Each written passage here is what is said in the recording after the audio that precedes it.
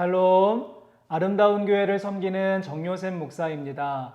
오늘부터 모두 7번에 걸쳐 매주 화요일과 목요일마다 7문장으로 읽는 신약 이 책을 저희가 함께 공부하려고 합니다. 작년 10월에는 7문장으로 읽는 구약을 살펴본 적이 있는데요. 2021년도 새해를 시작하며 1월과 2월 동안에 7문장으로 읽는 신약편을 함께 상고해 보면 좋겠습니다. 예레미야서 9장 말씀에 보면 시온에 임하게 되는 철저한 심판과 그로 인한 통곡과 애곡을 기록하고 있는 부분이 있습니다.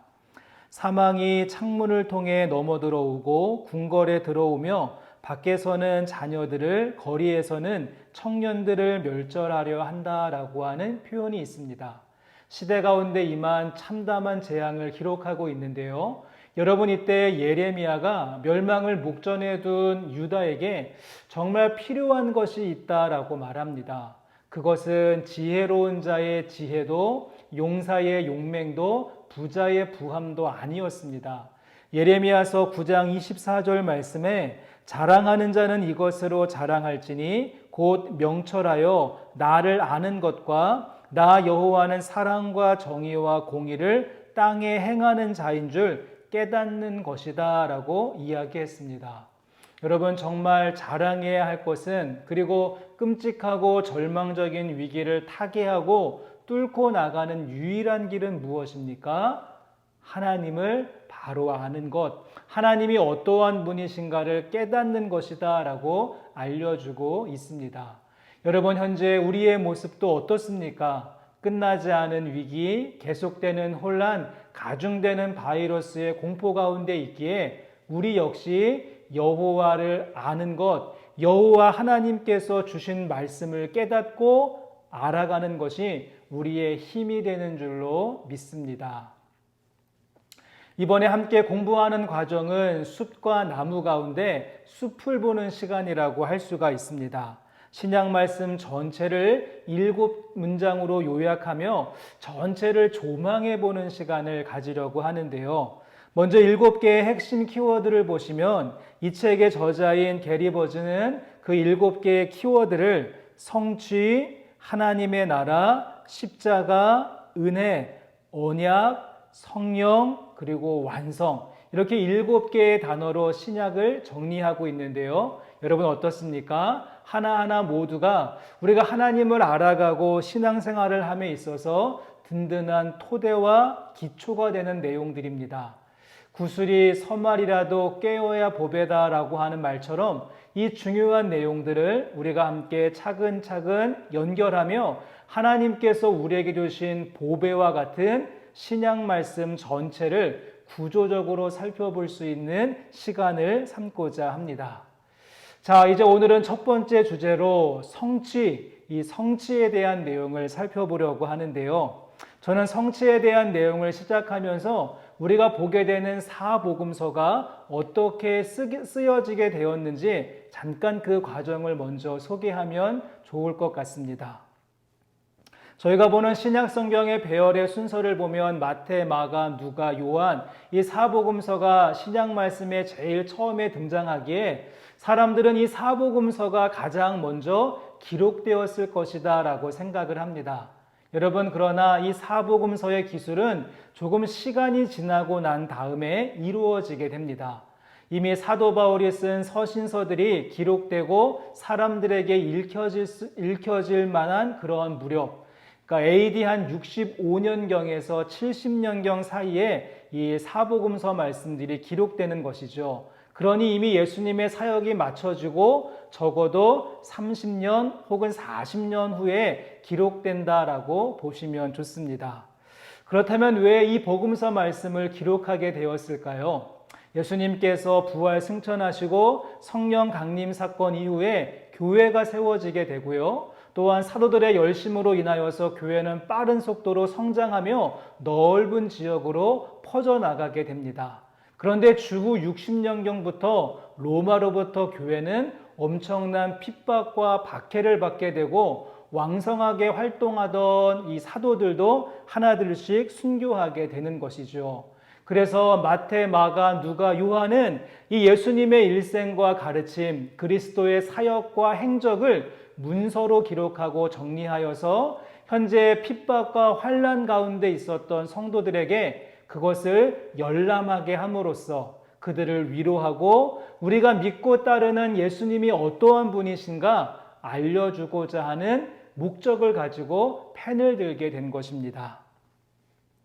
하지만 그 당시에 글을 남기고 책을 만들고 문서를 쓴다는 것은요, 아주 어려운 일이었고 또 돈이 많이 드는 일이었습니다.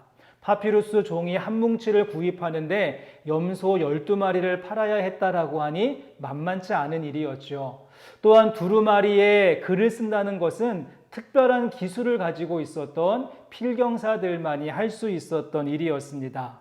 그러니 어떻겠습니까? 이 사복음서를 썼던 기자들은 고민이 많았을 것입니다. 이 한정된 종이 위에 방대한 내용의 예수님에 대한 그런 모든 내용들을 담아내려고 했을 때 고민이 되지 않았을까요? 그래서 그들이 제일 먼저 한 일은요, 자신들이 보고 듣고 경험했었던 사건들, 그리고 공동체마다 구전으로 전승되고 있었던 스토리들을 모두 모아서 그 내용들을 분석하고 정리하고 분류하여서 배치하는 일을 가장 먼저 하게 됩니다. 이렇게 함으로써 그 제한된 종이 위에 탄탄한 구조물로서 예수님의 스토리를 세우고 싶었던 것이죠. 그러기에 과감하게 예수님의 사생애, 태어나면서부터 공생의 시작 전까지의 30년은 생략하고 축소하게 됩니다. 그리고 3년 동안의 공생애에 집중하게 되는데요. 이 사복음서 기자들이 각자 나름대로의 문체와 형식과 또 대상이 다르기는 했지만 사복음서 모두가 공통적으로 추구하려고 했던 핵심적인 가치가 있는데 여러분, 그것이 바로 성취에 대한 부분이었습니다. 그들은 예수님을 어떠한 분으로 소개하기를 원했는가 하면 구약의 예언을 성취하시는 분으로 이 땅 가운데 오셨다라고 하는 사실을 먼저 알리고 싶었고, 또 하나의 공통점이 있다라고 한다면 예수님께서 선포하신 하나님의 나라가 공통점이었고요. 한 가지를 더 뽑아보라고 한다면 예수님의 십자가 사건과 부활의 내용, 이것이 그들의 가운데 있었던 공통점이라고 할 수가 있습니다. 그래서 책의 저자인 게리 버즈는 이 사복음서 가운데 성취, 하나님의 나라, 십자가 이상의 세 가지를 7문장 가운데 가장 앞에 다루는 3개의 문장으로 선정하고 있습니다. 자, 그러면 이제 성취에 대한 내용을 담고 있는 성경 구절을 한번 만나보시겠는데요. 저희가 보고 있는 교재는 마태복음 16장 16절의 말씀을 제시하고 있습니다. 우리 말씀을 한번 같이 읽어보십니다. 시몬 베드로가 대답하여 이르되 주는 그리스도시요 살아계신 하나님의 아들이시니이다. 아멘. 너무도 잘 알고 있는 말씀이죠. 예수님께서 가이사랴 빌립보 지역으로 가셨고 질문하시기를 사람들이 나를 누구냐라고 물으셨습니다. 여러분, 당시에 사람들 사이에는 예수님에 대한 의견이 분분했습니다. 예수님께서 기적을 행하시고 그 말씀에 권위가 있고 여러 제도와 율법에 묶이지 않는 모습을 보면서 과연 저분은 누구신가? 당시에 핫 이슈였던 것이죠. 그러기에 답하기를 더러는 세례 요한, 더러는 엘리야, 또 어떤 사람은 예레미야와 같은 선지자 중에 하나입니다라고 대답을 합니다. 그래서 예수님께 다시 한번 질문하시기를 그렇다고 한다면 너희는 나를 누구라고 하느냐라고 직접 물어보시죠. 자, 이에 대한 시몬 베드로의 대답이 마태복음 16장 16절입니다. 주는 그리스도시요 살아계신 하나님의 아들이십니다. 여러분, 여기에서 제일 중요한 말은 그리스도다라고 하는 말입니다. 그리스도.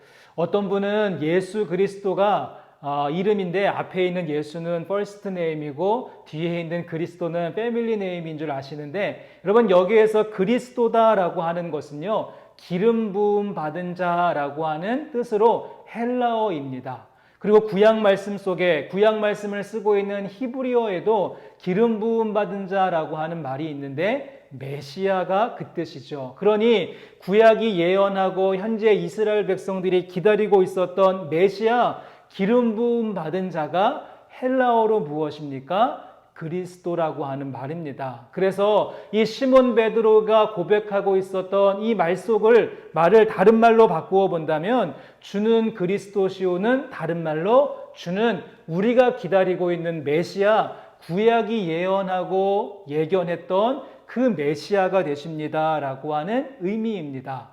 구약 말씀을 계속 반복하고 예언했고 이스라엘 백성들이 기다리고 소망했던 메시아가 되십니다라고 하는 고백인 것이죠. 여러분, 그러니 지금 베드로가 말한 그리스도라고 하는 호칭 속에는 구약과 신약을 연결하고 그 예언이, 그 구약의 수많은 예언이 예수님을 통하여서 성취되었음을 이야기하는, 우리가 기다리고 기다리던 메시아가 바로 이분이십니다라고 하는 뜻을 내포하고 있다는 사실입니다. 여러분, 그러나 이 주는 그리스도이십니다라고 하는 고백만으로는 부족합니다. 왜냐하면 여러분, 예수님 당시에도 내가 메시아다, 내가 기름 부음 받은 자다라고 주장하는 사람들이 많이 있었기 때문입니다. 교재에 보면 이 저자는 유대인 역사가였던 요세푸스의 말을 인용하여서 이렇게 기록합니다. 1세기를 살았던 한 유대인 역사가 요세푸스는 자신이 기름 부음 받았고 그 임무의 적임자라고 주장했던 수많은 사람들에 대해 기술한다. 히스기야의 아들 유다와 페레아의 시몬, 목자 아스트롱게스, 그리고 갈릴리 사람 유다 외에도 수많은 사람이 자신의 이름을 내세웠다라고 이야기하죠. 제가 지난주 말씀 가운데 예수님 주변에는 각자의 기대와 소망을 가지고 나름대로 하나님 나라를 꿈꾸던 분파들이 있었다라고 말씀을 드렸죠. 전통과 유전을 통한 바리새파, 현실 정치를 추구하는 사두개파, 단절과 도피를 통한 에세네파, 폭력과 혁명을 통한 열심당원 등 저마다 노선을 가지고 이룩하고 싶은 하나님 나라가 있었고 그 일을 이루어내기 위해서 내가 메시아다, 내가 기름 부음 받았다라고 자칭 그리스도라고 주장하는 사람이 여럿이 있었다는 사실입니다. 그러기에 베드로의 고백이 주는 그리스도이십니다, 여기에서 그친다라고 한다면 그것은 그냥 그런 사람들 중에 하나가 되어버리고 말 것입니다. 그래서 베드로가 어떻게 고백을 이어서 합니까? 주는 그리스도시요, 그 다음에 살아계신 하나님의 아들이십니다. 자칭 메시아, 자칭 그리스도, 자칭 기름 부음 받은 자가 아니라 사람으로부터 권위를 부여받은 것이 아니라 살아계신 하나님의 아들이십니다. 하늘 보좌를 버리시고 이 땅 가운데 오신 신적 정체성, 신적 기원으로서의 그리스도 메시아가 되십니다라고 정확하게 말했던 것입니다. 여러분, 그래서 이러한 베드로의 고백을 들으신 주님께서 무엇이라고 하셨습니까? 구약의 예언이 성취되는 의미로서의 그리스도, 그 권위와 출처가 하늘의 하나님께 있음을 선포하는 신앙 고백 위에 예수님은 교회를 세우시겠다라고 말씀하셨습니다. 캐톨릭은 이 고백을 한 베드로 위에 교회를 세우는 것으로 이해했지만 우리 개신교는 베드로의 개인이 아니라 베드로의 신앙 고백, 구약과 신약을 연결하고 하늘과 땅을 잇는 이 고백 위에 교회를 세우시겠다라고 하는 의미로 받아들이고 해석하고 있습니다. 또한 말씀을 조금만 내려와 보시면 21절 말씀에 이런 말씀으로 연결됩니다. 그때로부터 예수 그리스도께서 자기가 예루살렘에 올라가 장로들과 대제사장들과 서기관들에게 많은 고난을 받고 죽임을 당하고 제3일에 살아나야 할 것을 제자들에게 비로소 나타내시니. 여러분, 그때가 어느 때입니까? 베드로의 고백을 듣고 그 위에 교회를 세우시겠다라고 말씀하신 그때입니다. 그때서야 비로소 그리스도의 고난과 죽음과 부활에 대하여 말씀하셨다는 사실입니다. 그러므로 여러분, 이 베드로의 고백은 성경 전체에 있어서 굉장히 중요한 다리와 같다라고 할 수 있습니다. 구약이 예언했던 메시아가 신약 그리스도를 통하여서 성취되어졌음을 연결해주는 다리가 되고, 또한 그 성취가 그리스도의 사역, 십자가와 고난과 죽음과 부활까지 이어지며 그 사역을 이어받은 교회로까지 연결되어지는 가교가 바로 이 베드로의 고백 가운데 있음을 보게 됩니다. 그러기에 우리는 베드로의 고백만 보더라도 예수님은 어떠한 분이신가? 구약의 예언을 성취하신 그리스도의 모습으로 이 땅 가운데 오셨고 사역하셨고 그 역할을 이제 교회들에게 맡기셨다라고 하는 것을 분명히 깨닫고 알게 됩니다. 이 교재에 보시면 게리 버즈가 자신의 개인적인 체험을 소개하는 부분이 있습니다. 한 번은 스위스 제네바에서 출발해서 취리히까지 가는 열차를 탄 적이 있다라고 하고요. 그날 혼자 여행 중이었기 때문에 옆자리가 비어 있었는데 때마침 나이가 지긋한 유대 랍비가 옆자리에 앉게 되었다라고 합니다. 둘은 통성명을 하고 이런저런 이야기를 하다가 이 게리 버즈가 이 랍비에게 제안을 했다라고 하죠. 유대인 랍비에게 당신은 당신이 가지고 있는 그 가죽으로 오래된 성경, 유대인들이 보는 구약 성경을 펴고 나는 내가 가지고 있는 신약 성경을 펼 테니 우리 취리까지 가는 2시간 동안 이 구약의 말씀이 신약 말씀을 통하여서 얼마나 연결되어지고 이루어졌는지 한번 확인해 봅시다 라고 하는 제안을 합니다. 비록 그 중간에 많은 논쟁은 있었지만 그들은 빈 종이를 꺼내어서 구약의 예언이 신약에 와서 특히 복음서에서 기록하고 있는 예수님을 통하여서 얼마나 성취되었는가를 살펴보았던 기억이 있다라고 책에 적고 있습니다.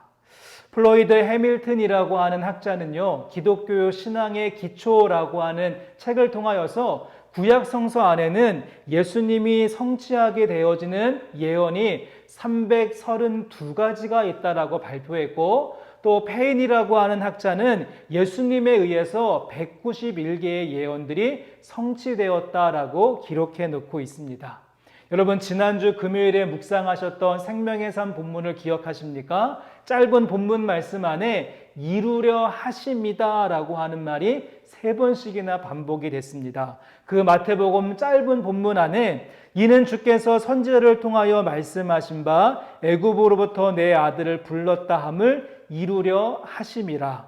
이에 선지자 예레미야를 통하여 말씀하신 바 그가 자식이 없으므로 위로받기를 거절하였도다 함이 이루어졌느니라. 이는 선지자로 하신 말씀에 나사렛 사람이라 칭하리라 하심을 이루려 함이로라.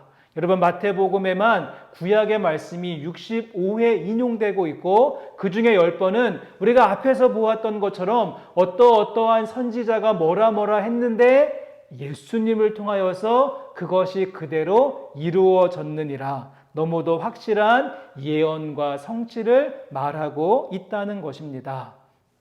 여러분, 그러므로 복음서 말씀을 읽고 묵상하실 때마다 이 성취라고 하는 개념을 가지고 보십시오. 그럴 때마다 하나님의 약속과 계획이 예수 그리스도를 통하여서 얼마나 정확하게 이루어지고 확실하게 성취되어졌는지 우리는 확인하고 또 그 말씀을 믿게 될 것입니다.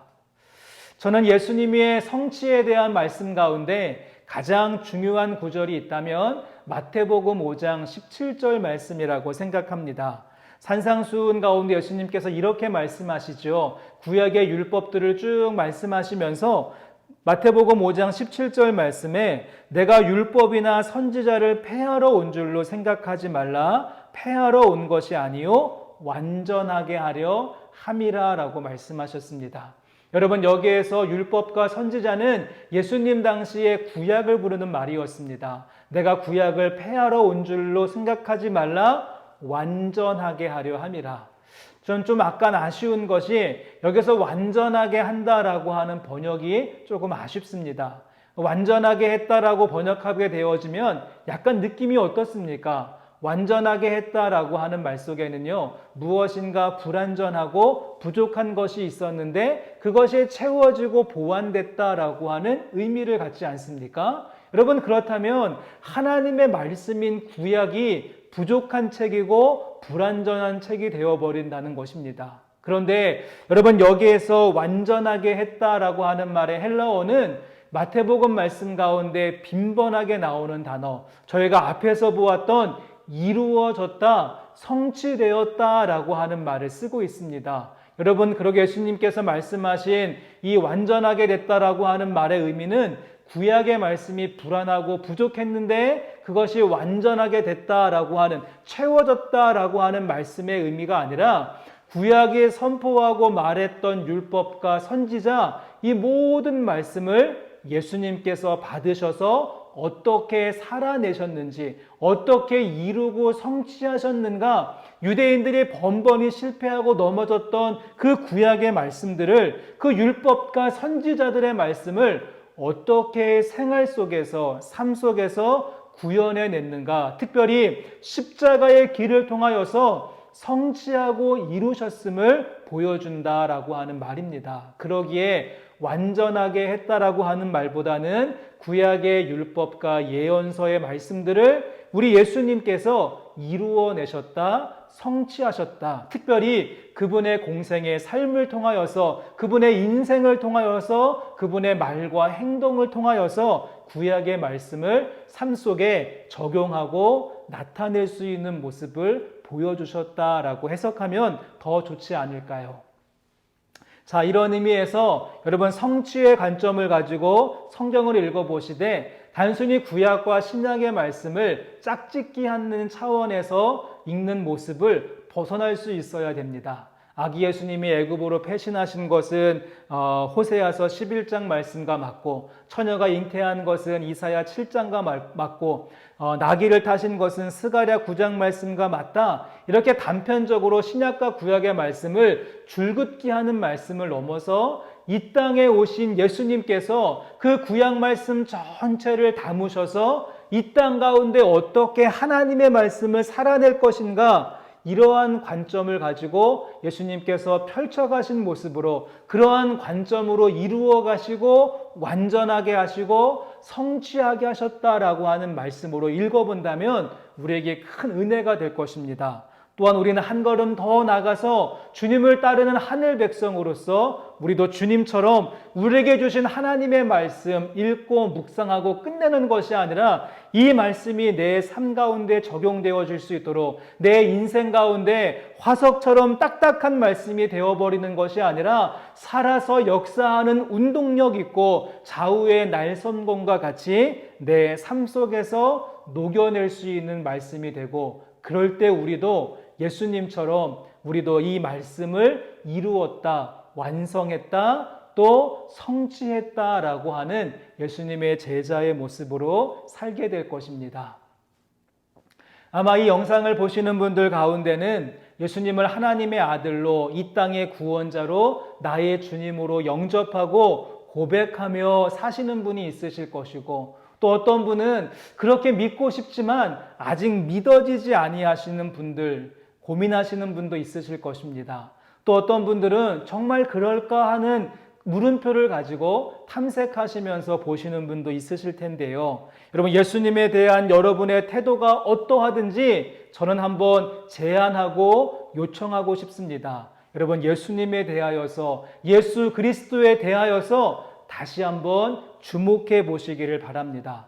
이미 믿는 분이라면 그 믿음의 토대를 다지기 위해서, 믿어지지 않는 분이라면 믿음에 이르기 위해서, 그리고 탐색하시는 분이라면 과연 이 믿음이 무엇인가 알아보시기 위해 예수 그리스도 그분께 집중하고 주목하며 복음서 가운데 하나를 선택하셔서 천천히 한번 읽어보시고 생각해 보십시오. 그럴 때 구약과 신약을 연결하고 예언과 성취를 완성하고 하늘과 땅을 이어주시는, 성취하시는 주님, 이루어 가시는 주님, 완전하게 하시는 주님을 우리는 만나게 될 것입니다.